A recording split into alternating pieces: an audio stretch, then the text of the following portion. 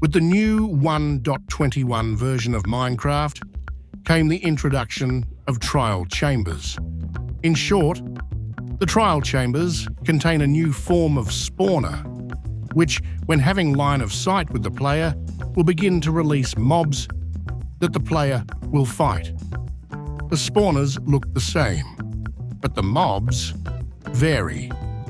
There are 11 different possible mobs, and the corners around the spawner denote what mob is in it. The ones pictured here are those of the breeze, zombie, and bogged. The breeze and bogged are new mobs to the game, and the breeze, when killed by the player, drop breeze rods, an item needed to craft a mace, also a new weapon in the game.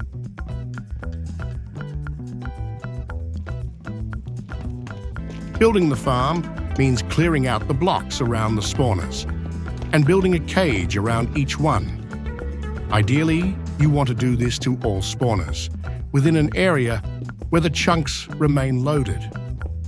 A trial chamber often has 15 or more spawners, so ideally you would convert them all, with the exception of spiders, where a different method would need to be employed to kill the spiders. Once clearing the area, Alex adds a 5x5 magma block base under the spawner. Surrounding the magma base, Alex adds any block of his choice around and above, leaving a 3 air block space between magma and ceiling.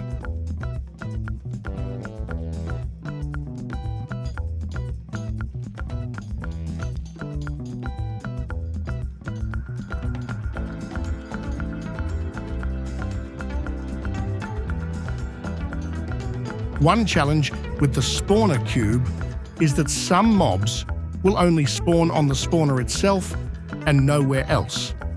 Covering the spawner is not possible because the reward is given through the top of the spawner. There are 2 solutions for this, depending on the mob. For breezes, placing a block above the spawner works as long as the block leaves a 1-block airspace as presented here. During the trial, all the spawner cubes must be visited, as player proximity is required for the spawners to spawn mobs.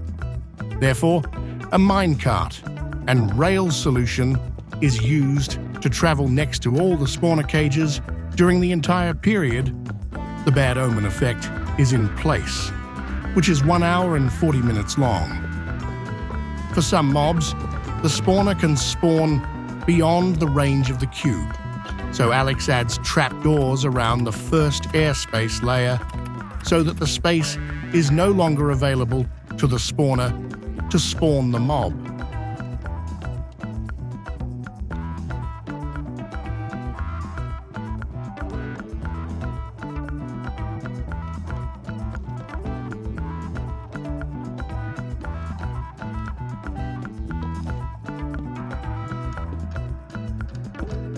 Another way in which the game is more difficult during ominous trials is the use of lingering potions, which are dropped on the player randomly. This also infects the mobs, and the lingering potion of weaving has a side effect that when the mobs die in the spawn cube, they leave behind cobwebs. The cobwebs over time can accumulate in the cube and slow the rate at which the mobs die, lengthening the process to obtain keys. To counter this, Alex adds dispensers of water, which are triggered by a detector rail. This will clear the cobwebs regularly.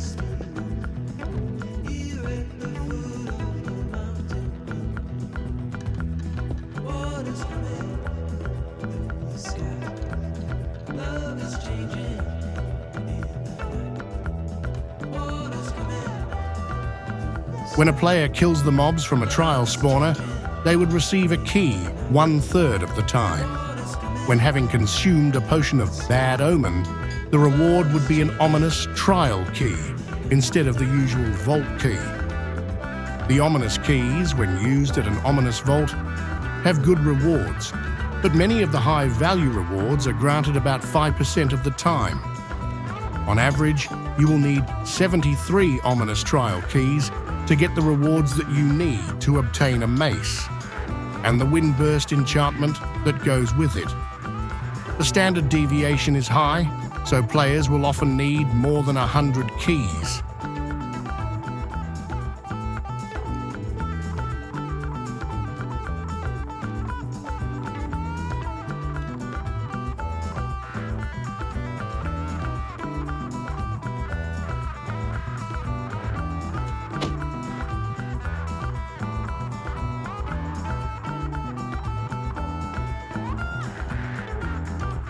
The other two high mobs, which will only spawn on the spawner, the best solution is to use detector rails to trigger a piston facing towards the spawner that pushes the mobs off of it whenever the player rides the minecart past the cage. Please note that the space above the observer and piston should also be covered, so nothing can spawn there.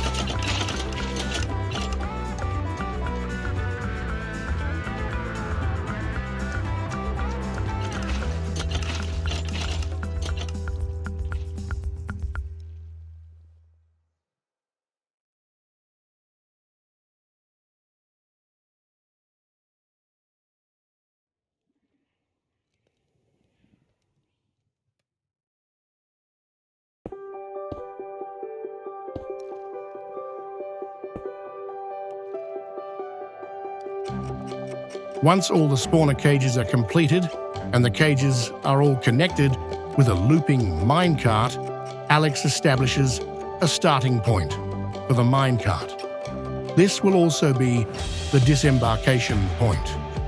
Alex will not want to leave the minecart somewhere along the line and will want to return to the starting point.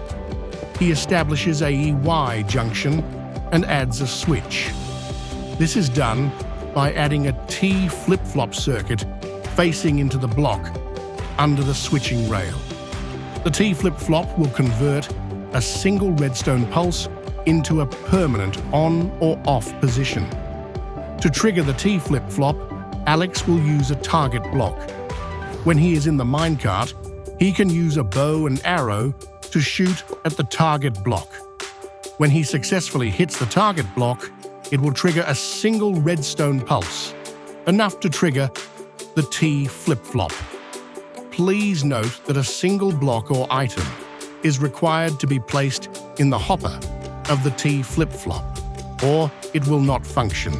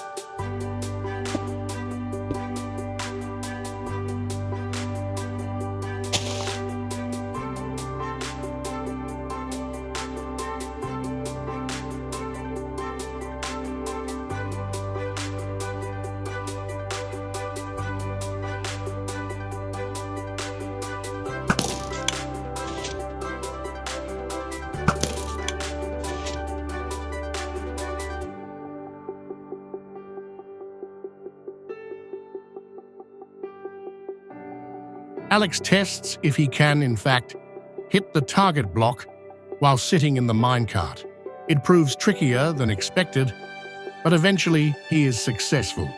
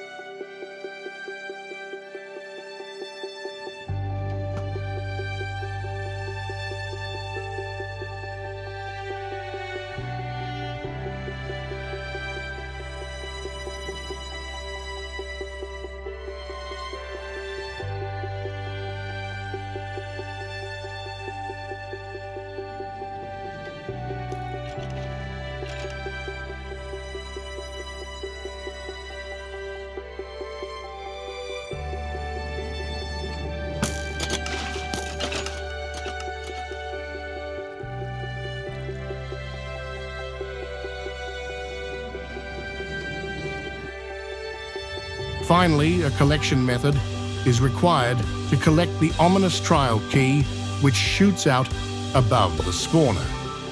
Alex does this using a hopper minecart on a rail, which is on a hopper feeding a chest.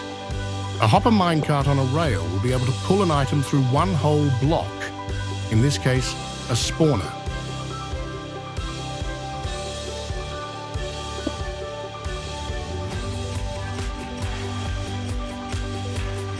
Alex demonstrates the result in a trial chamber he has already converted. He sits in the minecart, drinks a potion of bad omen, and begins. Immediately, the mobs begin to spawn in the cubes. The breeze takes damage from the magma until dying. In a single trial, a few breeze will be spawned in sequentially after each breeze is successfully killed. In the case of this multi-story trial chamber, Alex has connected 17 spawners together.